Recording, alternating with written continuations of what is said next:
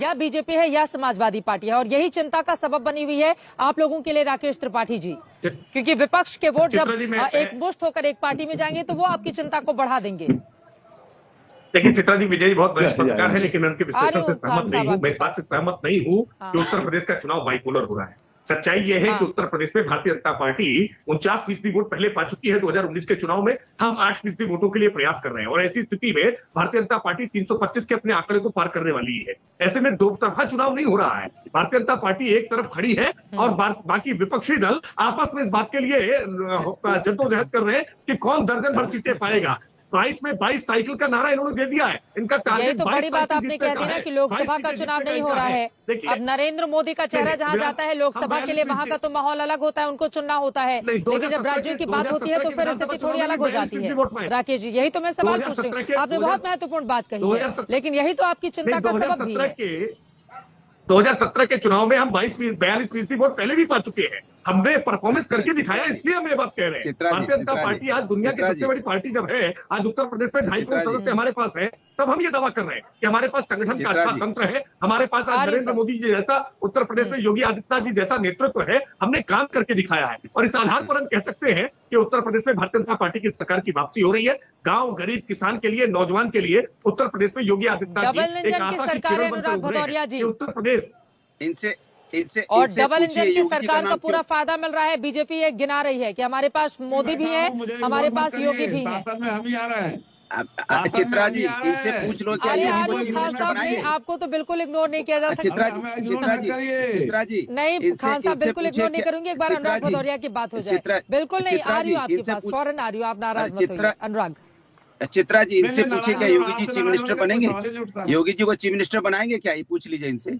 ये श्योर है कि योगी जी चीफ मिनिस्टर बनेंगे? डिक्लेयर कर दें कि योगी चीफ मिनिस्टर बनेंगे? कंफ्यूजन मत रखिए, बोलो कंफ्यूजन बोलो। मुख्यमंत्री योगी आदित्यनाथ भविष्य में क्या करेंगे आपको ज्यादा चिंता? अनुराग भदौरिया, अभी की बात कीजिए, अभी की बात कीजिए आप, अभी की बात। मैं आपके बीच में नहीं बोला, देखा चित्रा जी, ये है बीजेपी की परेशानी। मैं इनके बीच में नहीं। भारतीय जनता पार्टी इतनी डरी सहमी है इनके। अरे छोड़िए ना, क्यों बेकअप? अरे नेशनल चैनल पे बैठे हो, क्यों बीच में बोलते हो? मैं कह रहा हूँ कि इनके पार्टी के लोग और इनके नेता इतने डरे सहमे हैं कि इनको भीड़ देख के डर के मारे परेशान हो जाते हैं। इतने परेशान हो जाते हैं कि अखिलेश यादव जी की जब भीड़ देखते हैं तो इनकी नींद उड़ जाती है। इनका तो हेलीकॉप्टर देखने के लिए 1000-2000 लोग आते हैं, वहाँ रात भर लाखों का हुजूम होता है। और चित्रा जी, आप देख के आई हैं, और इनकी भी भीड़ आपने देखी होगी, मोदी जी की, योगी जी की भीड़ ही नहीं आती है। और ये पूरा प्रशासन लगाते हैं, आईटीओ को बोलते हैं, डीएम को बोलते हैं, कलेक्टर को बोलते हैं, कमिश्नर को बोलते हैं, बसें लगवाते हैं। ये बसें लगवाओ और उनको नाश्ता पानी खिलाओ। अखिलेश जी की सभा में भीड़ है तो मैंने मोदी और योगी जी की सभा में भी भीड़ देखी है। प्लीज, हाँ, मुझे कोट करके गलत इन्फॉर्मेशन मत दीजिए, ठीक है? इतना सरकारी तंत्र, मतलब आपको लगता है कि अखिलेश जी की भीड़ इनकी परेशानी बढ़ा रही है? यहाँ जनता खुद कह रही है। राकेश जी, उनकी बात पूरी हो जाए। अखिलेश की सरकार, इससे जनता खुद ही कह रही कि अब की बार अखिलेश की सरकार। और आपने देखा होगा कि रोडों का अखिलेश की सरकार, कौन से इनकी भीड़ आपने फिर मायावती जी कहाँ जाएंगे? अमित खान साहब कौन?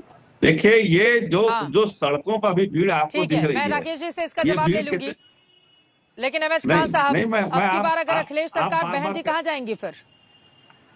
नहीं, मैं आपसे यही कह रहा हूँ, अगर सड़कों पे जो भीड़ आ रही है या जो ले आया जा रहा है, क्या यही वोटर है? 23 करोड़ वोटर है हिंदुस्तान, उत्तर प्रदेश में, और 70% जनता गांव में रहती है। ये कुछ चंद लोग इकट्ठा होकर भीड़ का आकलन कर रहे हैं कि इस पे लड़ाई हो रही है। ये पत्रकार महोदय कह रहे हैं कि कांग्रेस और बहुजन समाज पार्टी, अरे कांग्रेस तो 7% वोट पाने वाली है, उसको हम हमारे साथ मिला दिया आपने। हमको 20 से 22% वोट मिलता है, तो बुरी से बुरी हाल हो जाए, आंधी आ जाए, तूफान आ जाए, सुनामी आ जाए, कुछ भी आ जाए, भाई इनको पत्रकार महोदय जानकारी रखनी चाहिए कि किस पार्टी के पास कितना परसेंट वोट। ठीक है, ये बात तो आपकी सच है, हाँ, कि आंधी तूफान आ जाए, लेकिन बहन जी का जो जातिगत वोट बैंक है वो इंटैक्ट है, ये बात सच है, ये बिल्कुल सही बात है। लेकिन आपके लिए चिंता तो इसलिए है ना एमएच खान साहब, आपने जितने भी अपने नेताओं को बर्खास्त किया, आपके विधायकों को, अब वो सब समाजवादी पार्टी में जा रहे हैं। अम्बेडकर नगर जिसको जिला बनाया बहन मायावती जी ने, वहाँ के आपके नेता सपा में चले जा रहे हैं। सर आप मुझसे मत पूछे ना सर, मैं तो पूर्वांचल में पूरे आप ही लोगों के गढ़ का दौरा कर रही हूँ। अरे क्रॉस क्वेश्चन तो पूछेंगे ना आपसे। आप बोलिए, बोलिए, नहीं काट रहा हूँ आपकी बात, मैं नहीं काट रहा हूँ। आप हर गांव में तो नहीं गई है ना, लेकिन देखिए हमारी पार्टी गांव-गांव में है, अंडर करंट है, बता दे रहा हूँ मैं आपको। हर गांव में कौन सा नेता गया है बताइए जरा मुझे। नहीं, एक नेता बताइए जो हर गांव में गया है। ये क्या सवाल हो गया? हाँ, सारे हमारे हर गांव में कौन सा नेता पहुंचता है आज की डेट में? और बहन जी अभी कहाँ पर है? बहन अखिलेश जी की उनका रोड शो रैली चल रही है। प्रधानमंत्री नरेंद्र मोदी का पूरे के पूरे दिसंबर में ताबड़तोड़ उनकी यात्रा। योगी जी भी दिखाई दे रहे एक्शन में, प्रियंका गांधी भी एक्शन में दिखाई दे रही। कहाँ है मायावती जी? मैं कह रहा हूँ बूथ स्तर पे जहाँ वोट डाले जाते हैं वहाँ हमारे नेता बैठे काम कर रहे हैं, सड़कों पर नहीं घूम रहे हैं। हम असल काम में कर रहे हैं। हम आप अपने घर पे बारात बुला लीजिए, खाने का इंतजाम ही नहीं हो, क्या कर लेंगे आप? हम वो काम कर रहे हैं, हमारा ठोस काम होता है। आज हमारे वहाँ रोज कोऑर्डिनेटर्स की मीटिंग कि कितने बूथ पे कितने लोग बैठेंगे, कौन लेके जाएगा, कौन लेके आएगा। टिकट हमारे 70% फाइनल हो गए। अभी इन लोगों को टिकट ही नहीं बटे हैं। टिकट तो बंटने दीजिए अभी भारतीय जनता पार्टी का, समाजवादी पार्टी का। देखिए कितना गुस्सा फुटबॉल होता है, कितने लोगों को एडजस्ट करेंगे। अभी छोटी छोटी पार्टी कर रहे हैं। अरे छोटी छोटी पार्टी कितने लोग टिकट दे दो भाई। सवाल इस बात का है जो असंतुष्ट होगा फिर इसको बताएगा। और जब ये दंगाई पार्टी, जब जो दंगा करने वाले हैं वो सत्ता में आ गए, अब दंगा कराने वाले अब छटपटा रहे हैं। आप देखिए मुजफ्फरनगर का दंगा क्या हुआ था, सैफई में क्या हो रहा था, सारी चीजें जनता देखती है। सबसे बड़ी चीज जो मैं कह रहा हूँ, महंगाई बात कहते हैं ना मुजफ्फरनगर का दंगा, फिर मुझे याद आ जाता है 2019 का लोकसभा चुनाव और बुआ बबुआ की वो जोड़ी और बार बार आती हुई तस्वीरें। सर अगर 2013 का दंगा आपको 2021 में याद आ रहा है, 2019 में एक साल के लिए क्यों भूल गए थे जब उनके साइकिल पे सवार होकर हाथी वो लगातार चलने लगा था? मतलब आप लोगों ने क्या समझ रखा है पब्लिक को? ये 2000 मतलब अगर मैं सवाल पूछूं आपको बुरा लग सकता है, 2013 का ये मामला 2019 में आप भूल गए और 2021 में फिर आप उसको गिना रहे हैं और आपको लगता है कि जनता पागल बैठी हुई है। आप बताइए कितने दिन का गठबंधन था हमारा?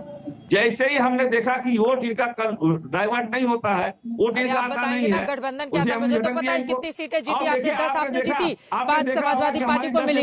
एक साथ सवार होकर साइकिल हाथी एक दूसरे पर बैठ गए तो इनकी 5 आई, इनको घर के इनके डिम्पल यादव तक हार गए चुनाव।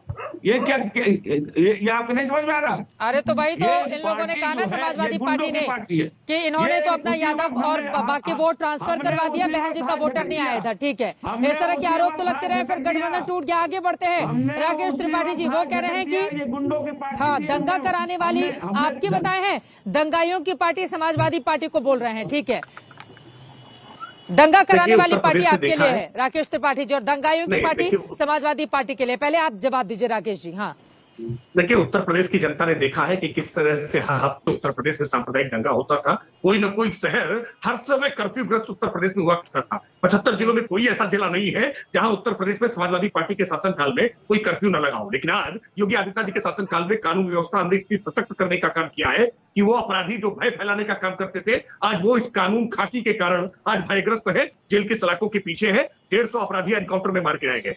मैं एक महत्वपूर्ण सवाल विजय त्रिवेदी जी ने उठाया था, मुझे लगता है उसका जवाब देना बहुत जरूरी है। मेरे पास वक्त की कमी है, विजय त्रिवेदी जी जल्दी से आप कुछ कहना चाह रहे हैं। ठीक है, मैं जिम्मेदारी से कहूंगा, चुनाव कहाँ जाता हुआ विजय त्रिवेदी जी आपको दिखाई दे रहा है? ये तो अंग्रेजों ने भी करने का काम किया।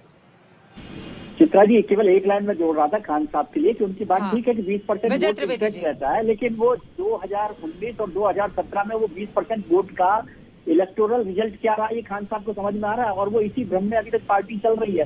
वो 20% इंटैक्ट रहेगा। वोटर को अपने कब्जे में रखने की जो जमींदारी सोच है ना वो मुश्किल है।